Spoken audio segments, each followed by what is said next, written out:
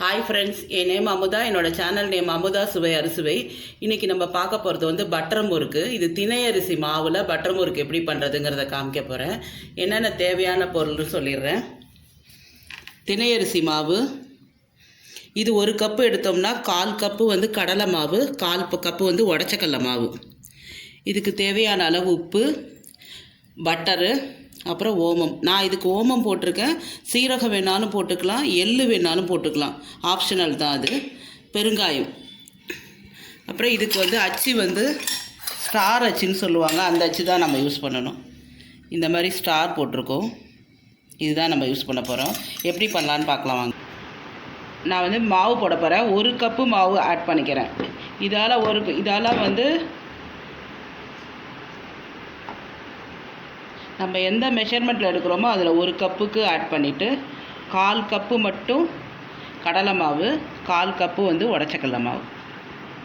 இப்போ இதால் நான் 2 போட்டிருக்கேன். ஸோ இதில் பாதி அதில் பாதி நான் யூஸ் பண்ணுறேன். இப்போ இதுக்கு தேவையான அளவு உப்பு, ஓமம், கொஞ்சமாக பெருங்காயத்தூள். இப்போ எந்த கப்பில் போட்டோமோ 1 கப்பு மாவு, 1/4 கப்பு கடலை மாவு, 1/4 கப்பு உடச்சக்கடலை மாவு, அப்புறம் இதில் கொஞ்சம் ஓமம், உப்பு, பெருங்காயத்தூள் எல்லாம் போட்டு பிசைஞ்சு வச்சுட்டேன். பட்டரும் போட்டிருக்கேன். இப்போ எப்படி போடுறதுன்னு காமிக்கிறேன். இந்த முறுக்கச்சி போடுறதுல ஃபஸ்ட்டு இதை நம்ம போட்டுடணும். போட்டு நம்ம பிசைஞ்சு வச்ச மாவை வந்து இதில் உருட்டி இதில் போட்டுடணும். அதுக்கிடையில் வந்து ஆயில் வந்து ஹீட் பண்ணி வச்சுருக்கேன். பிழியறதை வந்து எப்படிங்கிறத காமிக்கிறேன். ஆயில் எப்படி ஹீட் ஆகிருக்குன்னு தெரியல. ஒரு சின்னதாக ஒரு பிட்டு எடுத்து போட்டு பார்த்தா இது மேலே எலும்பி வந்துருச்சுன்னா நல்லா ஆயில் ஹீட் ஆகிடுச்சுன்னு அர்த்தம். இப்போ பிழியறதுக்கு ரெடியாக இருக்குது.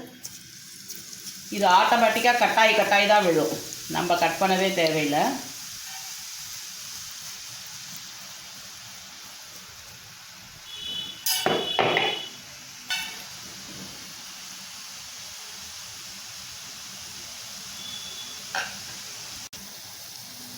இப்போ சவுண்டெல்லாம் நல்லா குறைஞ்சிருச்சு. இப்போ நம்ம எடுக்க வேண்டிய ஸ்டேஜ் வந்துடுச்சு. இப்போ அப்படியே எடுத்துடலாம். திணை அரிசி மாவு வச்சு இப்போ ஒரு பட்டர் முறுக்கு ஈஸியாக எப்படி செய்கிறதுங்கிறத காமிச்சிருக்கேன். எண்ணெயெல்லாம் இப்படி ஃபில்ட்ரு பண்ணிவிட்டு நம்ம எடுத்துட வேண்டியதுதான். ஒரு பட்டர் ஷீட் போட்டோம்னா ஏற்கனவே எண்ணெய் கொஞ்சம் நெஞ்சதுன்னா அதுவும் அந்த இதிலே ஷீட்லேயே வந்துடும்.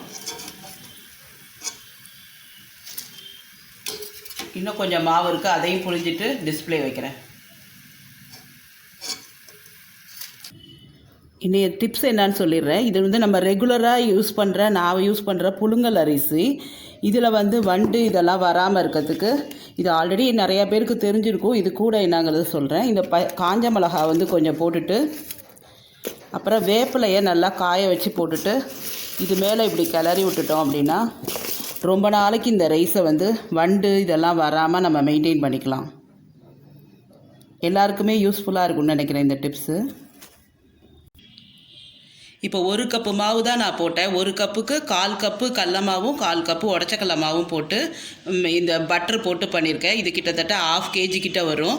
ஈவினிங் பசங்க வர்றதுக்குள்ளே நம்ம ஈஸியாக செய்து கொடுத்துடலாம். இப்போ திணை அரிசி மாவு வச்சு நான் பண்ணியிருக்கேன். இந்த திணை அரிசி மாவு இல்லைன்னு நீங்கள் கவலைப்பட வேணாம். நீங்கள் சாதாரண ரைஸ்லையே நீங்கள் பச்சரிசியை வந்து பதப்படுத்தின ரைஸ், அதாவது ஊற வச்சு காய வச்ச அரிசியை அதை கூட யூஸ் பண்ணி நீங்கள் சாதாரண அரிசி மாவில் இதே மாதிரி பண்ணலாம். அதுவும் நல்லா தான் வரும். இந்த வீடியோ பிடிச்சிருந்ததுன்னா லைக் பண்ணுங்கள், ஷேர் பண்ணுங்கள், சப்ஸ்கிரைப் பண்ணுங்கள். பக்கத்தில் இருக்க பெல் பட்டனை ப்ரெஸ் பண்ண மறந்துடாதீங்க. அப்போ தான் என்னோடய நோட்டிஃபிகேஷன் உங்களுக்கு வரும்.